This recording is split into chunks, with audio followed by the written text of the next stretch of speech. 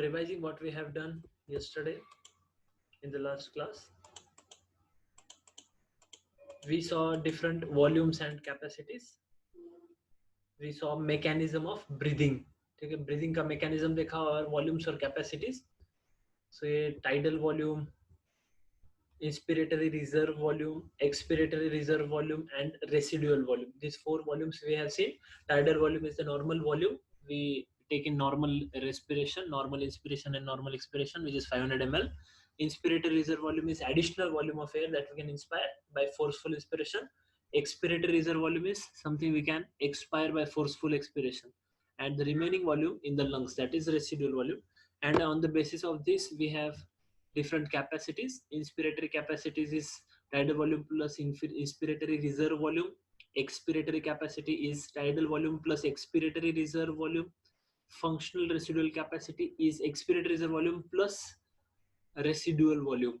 Okay, and vital capacity is all three: residual, expiratory reserve volume, inspiratory reserve volume, and tidal volume.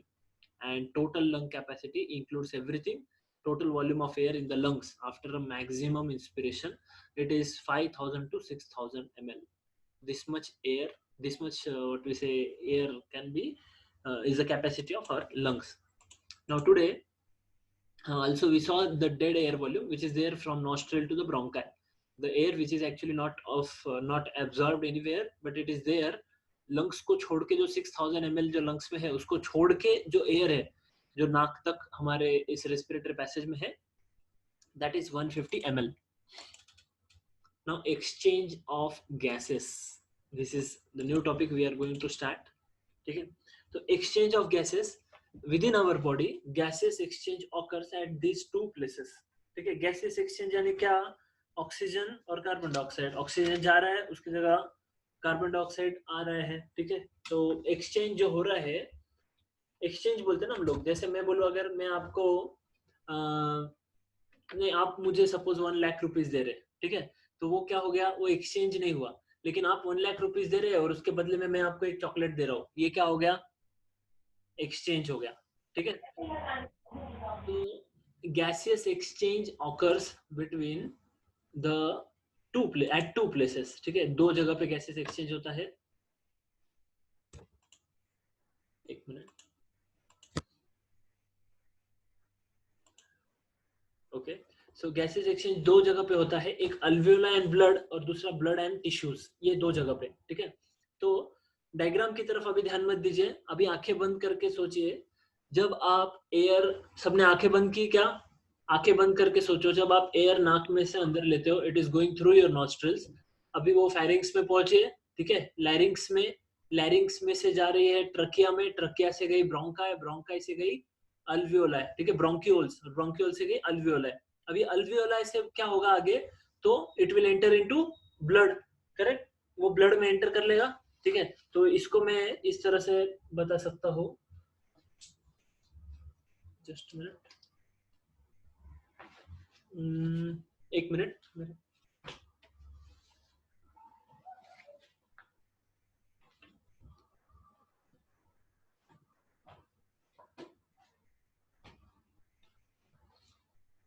I will draw it for you.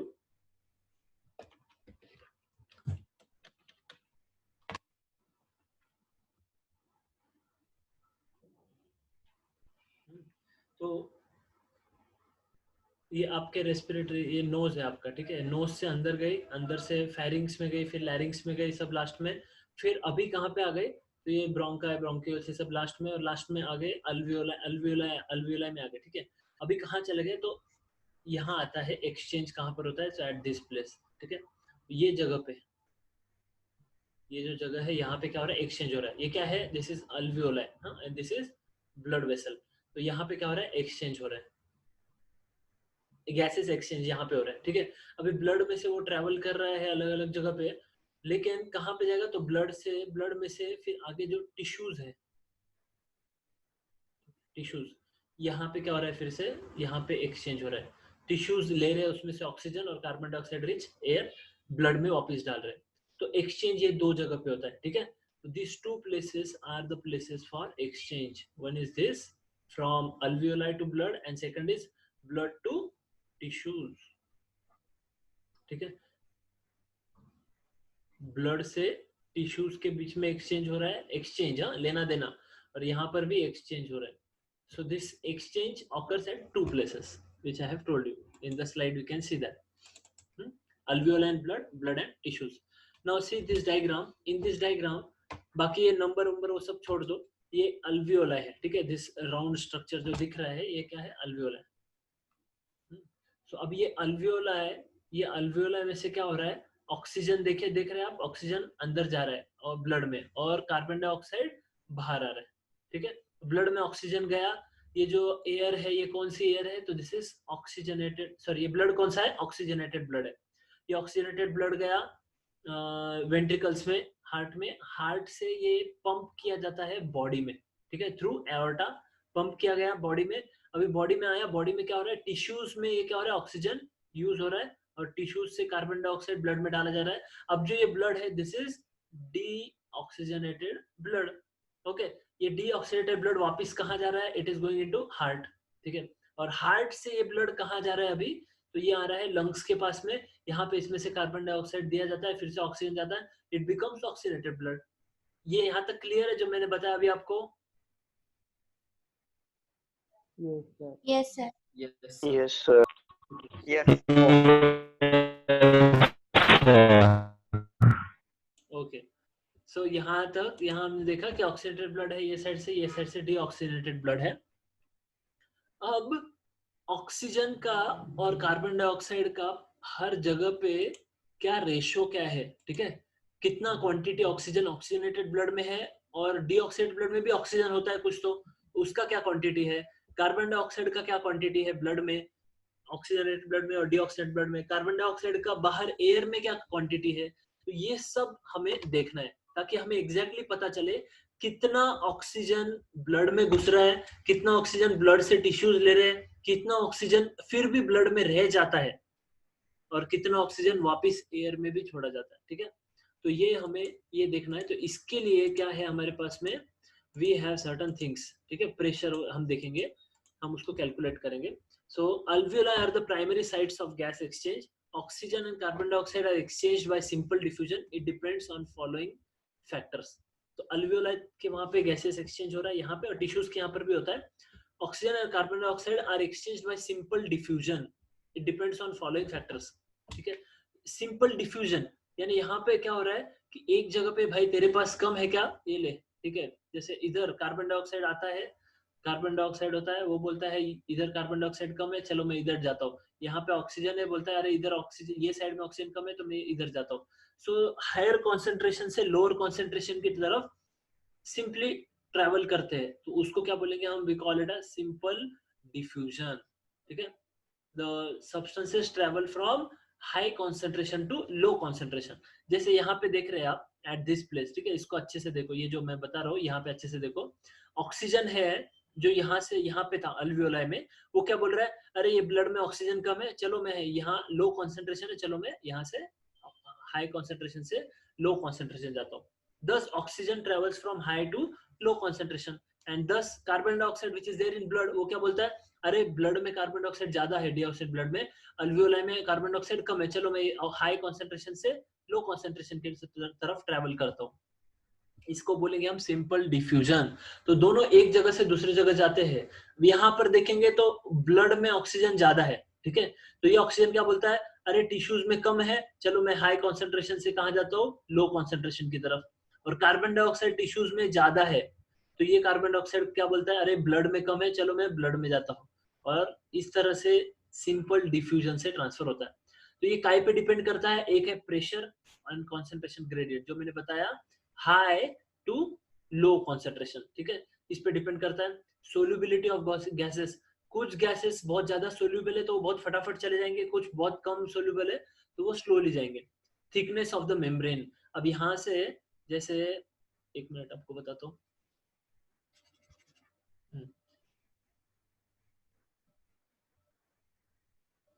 अगर यहाँ पे देखिए ये alveoli की membrane है, मैं yellow colour से बता रहा हूँ आपको, ये अल्वियोलाई की मेम्ब्रेन है, ये ब्लड की मेम्ब्रेन है, ठीक है. तो ये मेम्ब्रेन कितना थिक है इस पे डिपेंड करता है. अगर कम थिक है तो ऑक्सीजन बहुत फास्ट ट्रेवल कर लेगा, अगर ज्यादा थिक है तो ट्रेवल करने में क्या होगा, प्रॉब्लम आएगा। तो थिकनेस ऑफ द मेम्ब्रेन्स, ठीक है।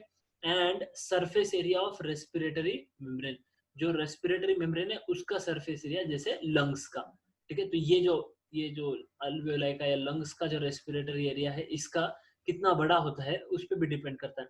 जैसे लंग्स का पूरे, सिर्फ एक अल्वियोलाई का नहीं, पूरे लंग्स का। जैसे फॉर एग्जांपल कोई आदमी अगर स्मोकिंग करता है, आदमी नहीं औरत भी करते हैं और बच्चे भी करते हैं और बूढ़े भी करते हैं, तो बहुत लोग स्मोकिंग करते हैं, ठीक है, which is very bad for health. Because of smoking क्या होता है, लंग्स का जो सरफेस एरिया है, सपोज इतना सरफेस एरिया है, तो ये स्मोक की वजह से क्या होता है, बहुत सारा एरिया क्या हो जाता है, खराब हो जाता है, ठीक है। वो एरिया ना वहाँ पे रेस्पिरेशन नहीं हो पाता क्योंकि वहाँ पे डिपोजिशन हो जाता है वो स्मोक का। तो अभी क्या हो गया, रेस्पिरेटरी एरिया क्या हो गया, मेम्ब्रेन का कम हो गया, सरफेस एरिया। तो this is because of smoking. Okay, so ऐसा होता है, तो इस पे भी डिपेंड करता है। तो और कुछ डिसीजेस है जैसे निमोनिया है, अभी कोरोना वायरस है, ये सब में भी क्या होता है, कभी कफ हो जाता है, ठीक है। कोरोना में एग्जैक्ट कफ का तो नहीं पता, लेकिन निमोनिया में कफ बहुत ज्यादा हो जाता है। और कफ की वजह से क्या होता है, जो अल्वियोला है, सपोज ये अल्वियोला है, इस अल्वियोला में क्या हो जाएगा, यहाँ पे कफ भर जाएगा। तो ये कफ भर जाने की वजह से क्या हो गया, सरफेस एरिया कम हो गया, तो ऑक्सीजन के एब्सॉर्प्शन के लिए एरिया कम हो गया। तो ये सारे फैक्टर्स है, pressure, solubility of gases, gas कितना सोल्यूबल है, thickness of membrane, oxygen is very much soluble, ठीक है, इसीलिए ऑक्सीजन बहुत इजीली ट्रांसफर होता है, ठीक है। थिकनेस ऑफ मेम्ब्रेन और surface area of respiratory membrane. So ये सारे क्या है, these are all the factors. Let us move ahead. तो पहला, प्रेशर कॉन्सेंट्रेशन ग्रेडियंट। अभी the individual pressure of a gas in a gas mixture is called as partial pressure. एक गैस का मिक्सचर है, उसमें एक सिंगल गैस जो है उसका क्या प्रेशर होता है, उसको बोलेंगे पार्शियल प्रेशर। जैसे मैं बोलूं, एक क्लास में आपको पढ़ा रहा हूँ, ठीक है, मैं, और मुझे क्या हो रहा है, आवाज आ रहा है, बहुत ज्यादा आवाज आ रहा है, ठीक है। और वो आवाज में सपोज इतना सारे लोग हैं, इतने सबका आवाज आ रहा है, ठीक है। और वो आवाज में मुझे किसी एक स्टूडेंट का आवाज कैलकुलेट करना है कि इसका कितना है, क्योंकि कभी कभी क्या होता है, आपके क्लास साथ में हुआ होगा, sometimes what happens is teacher comes and एक ही स्टूडेंट को देखते हैं, वो पूरा क्लास मस्ती कर रहा है लेकिन एक ही स्टूडेंट को देखते हैं, और आने के बाद क्या करते हैं, उसको ही धो डालता है टीचर, पूरा धपा धप धपा। वो बोलता है सर मैंने नहीं किया, सबने किया, सब थे। सर बोलता है मुझे कुछ पता नहीं, तुमने आवाज किया बस। तो अभी मैं सर और मुझे प्रूव करना है कि तुमने आवाज किया है, तो तुम्हारा प्रेशर मुझे देखना है। तो ये है जो रेड कलर का निकाला है, ये तुम्हारा पार्ट, ठीक है। तो ये पूरे क्लास का है, रेड कलर वाला क्या है, तुम्हारा है। तो वैसे ही पूरा जो गैस होता है, पूरा सारा मिक्सचर ऑफ गैसेस है, जैसे एयर है, ठीक है, वो मिक्सचर ऑफ गैस में किसी एक गैस का मुझे पार्शियल प्रेशर कैलकुलेट करना है, ठीक है।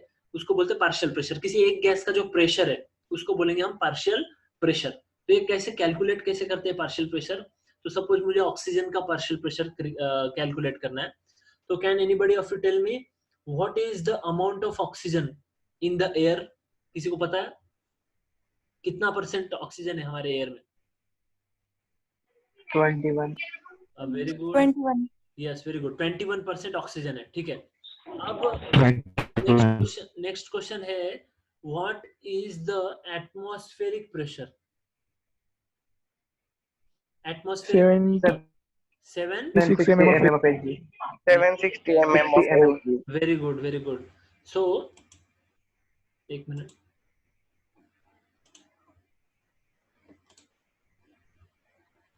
Yes, so it is 760 mm of Hg। सो हम इसको मल्टीप्लाई करें, एयर में देखना है मुझे, तो 760 अपॉन 21% है ना, इसलिए इस तरह से, एंड देन मैं कैलकुलेट कर सकता हूँ। फटाफट कैलकुलेट करके बताओ कितना होगा वैल्यू, चलो।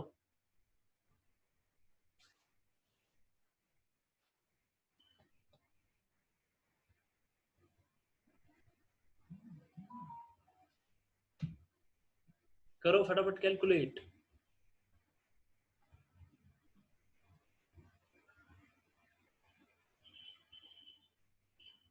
159.6. 159.6. Yes very good 159.6. Very good very good. So all have answered correctly. 159 बोलेंगे हम लोग mm Hg। Hg क्या है, मर्क्यूरी, ठीक है, mm ऑफ Hg, इस तरह mm Hg है, इसमें प्रेशर को हम कैलकुलेट करते हैं इस यूनिट में, तो 159 हो गया। तो देखिए आप एटमॉस्फेरिक एयर में PO2 यानी पार्शियल प्रेशर ऑफ ऑक्सीजन, तो एटमॉस्फेरिक एयर में ऑक्सीजन का पार्शियल प्रेशर कितना है, 159, ठीक है। वैसे अगर कार्बन डाइऑक्साइड का कैलकुलेट करेंगे तो 0.3 है। तो इस तरह ये एटमॉस्फेरिक एयर में पार्शियल प्रेशर है, ये हो गया एटमॉस्फेरिक एयर में। अब ये एटमॉस्फेरिक एयर जब अल्वियोलाई में आता है तो क्या होता है, तो उसका पार्शियल प्रेशर क्या हो जाता है, कम हो जाता है। हम पिछला डायग्राम जो हमने देखा था वो देखेंगे, देखिए now see in this diagram, बाहर पार्शियल प्रेशर कितना था, 159 था ऑक्सीजन का। ऑक्सीजन इनहेल किया जाता है और कहां तक आने तक, तो अल्वियोलाई तक आने तक उसका पार्शियल प्रेशर क्या हो जाता है, 104, यानी पार्शियल प्रेशर क्या हो गया, कम हो गया, पार्शियल प्रेशर परसेंटेज ऑक्सीजन का एयर में कम हो गया, ठीक है। और यहाँ जो एयर है कार्बन डाइऑक्साइड का जो देखा, कार्बन डाइऑक्साइड का बाहर कितना है, 0.3 है, और अंदर देखा तो कितना हो जाता है, 40 mmHg हो गया। तो इतना ज्यादा कैसे हो गया, तो यहाँ पर देखा जाता है कि यहाँ से कार्बन डाइऑक्साइड क्या दिया जाता है बाहर, ठीक है। इसीलिए अल्वियोलाई के अंदर हम देखेंगे पार्शियल प्रेशर कितना है, तो ऑक्सीजन का है 104। क्यों 104, क्योंकि बहुत सारा ऑक्सीजन कहाँ चला गया, ब्लड में चला गया। और यहाँ पर कार्बन डाइऑक्साइड देखते हैं तो कितना है, 40। जस्ट अ सेकेंड,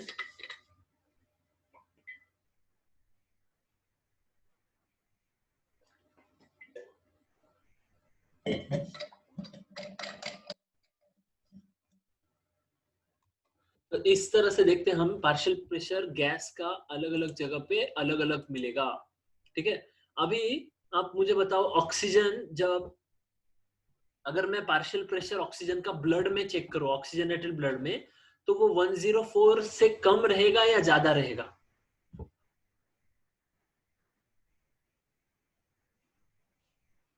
बोले,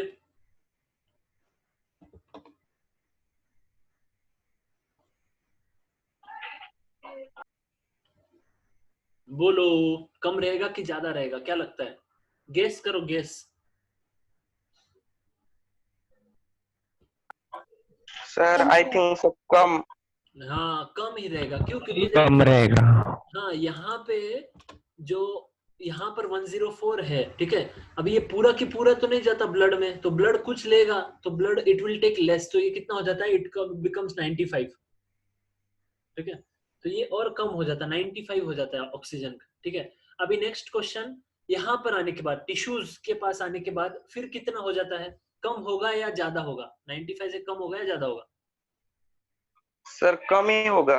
हाँ कम ही होगा, क्योंकि टिश्यूज ले लेंगे ऑक्सीजन, तो ऑक्सीजन क्या हो रहा है, कम होता जा रहा है। पहले जैसे आप लोगों के परसेंटेज है, ठीक है, 9th में 10th में मिला था 90%, ठीक है, फिर 11th में मिलता है 80%, 12th में मिलता है 60, यानी तो बहुत ज्यादा, 80 बहुत ज्यादा हो गया, एक मिनट पीछे जाता थोड़ा, 9th में 10th में मिलता है 90%, फिर 11th में मिलता है 60%, और 12th में मिलता है 35%, ठीक है। ये क्या हो रहा है, कम कम कम होता जा रहा है। तो वैसे ऑक्सीजन भी क्या होता जाता है, कम कम कम होता जाता है। अभी आप बोलोगे सर हमारा ऐसा नहीं होगा, तो ठीक है हम देखेंगे, 11th में मुझे आपके परसेंट बताना कितने होंगे, अगर वो 60 से ज्यादा है तो मुझे बताना, तो मैं समझूंगा 60 के 90 का कितना हो गया, 70 हो गया। हाँ अगर 10th और 11th दोनों में सेम है, then that is good, then I will appreciate that, उससे तो कम ही रहेगा 11th में, ठीक है। तो देखते हैं हम लोग, आप बताना, ओके। तो let us come to the topic. वैसे ऑक्सीजन बाहर कितना है, 159 है बाहर के एयर में, ठीक है। यहाँ पे आने के बाद कितना हो गया, 104 mmHg, ठीक है, PO2 partial pressure of oxygen. यहाँ आने के बाद कितना हो गया, ब्लड में आने के बाद, तो इट बिकेम 95 mmHg, और यहाँ टिश्यूज में आने के बाद ऑक्सीजन क्या हो गया, 40 mmHg, ठीक है। तो ऑक्सीजन क्या होता जा रहा है, कम कम होता जा रहा है, ओके। 159 मैं यहाँ लिखता हूँ, 159, 104, 95 और 40। ये क्लियर है, सबको समझ रहा है मैं क्या बोल रहा हूँ, yes sir. Yes sir. Okay. अब हम देखेंगे कार्बन डाइऑक्साइड का क्या होता है, ठीक है। तो कार्बन डाइऑक्साइड बाहर कितना है, तो बाहर है 0.3 है, ठीक है, बाहर वाले एयर में 0.3 है। फिर यहाँ पर आने के बाद कितना हो गया, 40 हो गया। अब यहाँ से ब्लड में जाने के बाद यहाँ पे जो ब्लड है इसमें कितना रहेगा कार्बन डाइऑक्साइड? 40 रहेगा, 40 से कम रहेगा, 40 से ज्यादा रहेगा? ज्यादा रहेगा। नहीं, ब्लड में यहाँ ऑक्सीजनेटेड ब्लड में ऑक्सीजन बढ़ जाता है, तो कार्बन डाइऑक्साइड क्या होता है? Carbon dioxide remains as it is, ठीक है, तो इट विल रिमेन एज 40, ठीक है। अब टिश्यूज के आने के बाद क्या होगा? कार्बन डाइऑक्साइड यहाँ पे बढ़ जाएगा या कम हो जाएगा?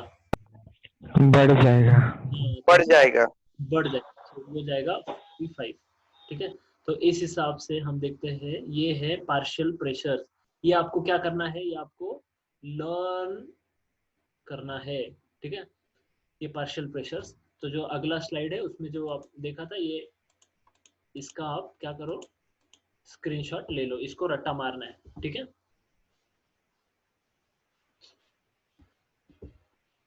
Is this clear? Yes, sir. Exam में आ सकता है ऑक्सीजनेटेड ब्लड में क्या PO2 क्या है, डीऑक्सीडेटेड ब्लड का PCO2 क्या है, तो हमें आ जाना चाहिए पार्शियल प्रेशर, ठीक है। ये इतना भी कॉम्प्लिकेटेड नहीं है, बहुत इजी है। ये देखो यहाँ पर और थोड़ा अच्छे से बताया गया है, लेकिन वही चीज बताइए। PO2 in the alveolar is greater than that in blood capillaries, so O2 diffuses into capillary। यहाँ क्यों क्या बोला है कि यहाँ पे ज्यादा है, यहाँ पे 104 है, ठीक है, तो 104 से वो क्या होगा, यहाँ पे ज्यादा है 104, यहाँ पे 95 है, इसलिए वो यहाँ से यहाँ ट्रेवल करेगा, ठीक है, ऐसे ट्रेवल कर रहा है। सॉरी, पहले 95 तो बाद में हो गया, पहले क्या था, 40 था ना, तो यहाँ पे इसलिए 40 है, इसलिए 104 वाला अंदर ट्रेवल कर रहा है, इसलिए यहाँ कितना हो गया, 95 हो गया। फिर से यहाँ पे फिर से इसने दे दिया, इसलिए क्या हो गया, 40 हो गया, ऐसा। तो वही जो हमने डिस्कस किया वही है, तो we will move forward.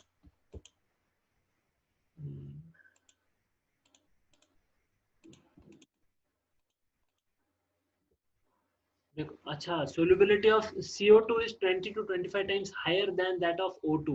So the amount of CO2 that can diffuse through diffusion membrane per unit difference in partial pressure is much higher compared to that of O2. ये याद रखना है, मैंने बाय मिस्टेक आपको oxygen बोला, it is CO2, ठीक है। CO2 का जो सोल्यूबिलिटी है, ठीक है, ब्लड में वो बहुत ज्यादा है, कितना, 20 to 25 टाइम्स हायर है, ज्यादा है, ठीक है।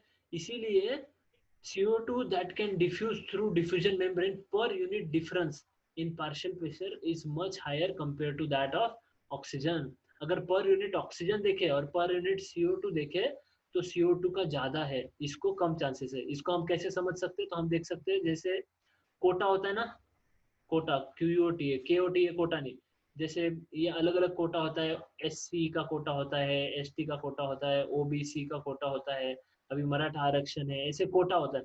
तो CO2 का क्या है, कोटा ज्यादा है, तो इसको फटाफट एडमिशन मिल जाता है ऑक्सीजन के कंपैरिजन में, ऐसा बोला गया। तो ऑक्सीजन की वजह से CO2 का परमेबिलिटी ज्यादा होने की वजह से।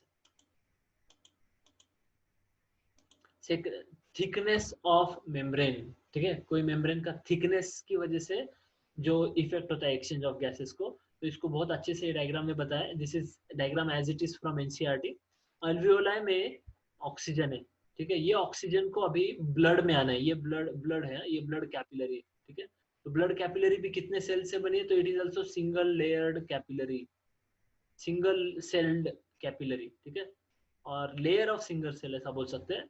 तो यहाँ से यहाँ ट्रैवल करने के लिए उसको कितने ऑब्स्टेकल है वो ऑक्सीजन को, तो देख सकते हैं ऑक्सीजन को कितने ऑब्स्टेकल है। तो ऑक्सीजन को ये पहला ऑब्स्टेकल है, दिस वन, ठीक है, दिस इज फर्स्ट वन। क्या है ये? Thin squamous epithelium of alveoli. Okay, thin squamous epithelium. Squamous epithelium कैसा होता है? तो चपटा एपिथेलियम होता है, ठीक है, थिन स्क्वैमस एपिथेलियम, ठीक है। एपिथेलियम में अलग अलग होते हैं, ये भी होते हैं, क्यूबॉइडल एपिथेलियम भी होता है ऐसा, क्यूब जैसा, ठीक है, फिर कोल्यूमनर एपिथेलियम भी होता है ऐसा। तो अलग अलग टाइप के एपिथेलियम होते हैं, इनमें ये है न्यूक्लियस है, ठीक है। तो हम किसकी बात कर रहे हैं? हम स्क्वैमस एपिथेलियम की बात कर रहे हैं। तो ये जो कैपिलरी का जो स्क्वैमस एपिथेलियम, ये एक लेयर हो गया, ठीक है। दूसरा एंडोथेलियम ऑफ अल्वियोलर कैपिलरीज, यानी कौन सा, मैं इसको दूसरा कलर देता हूँ, ये कलर देता हूँ ग्रीन, ठीक है। ये जो एंडोथेलियम है, ये कैपिलरी का जो एंडोथेलियम है, कैपिलरी का जो स्क्वैमस एपिथेलियम का जो लेयर है ना, इसको हम क्या बोलते हैं? एंडोथेलियम बोलते हैं। ये एक लेयर हो गया, ठीक है, दो लेयर हो गए, और दोनों के बीच में जो है बेसमेंट सब्सटेंस जो दोनों के बीच में है, इसको मैं ब्लैक कलर से बताता हूँ, ब्लैक कलर से, ये वाला, ठीक है। तो कितने लेयर हो गए, बोलो?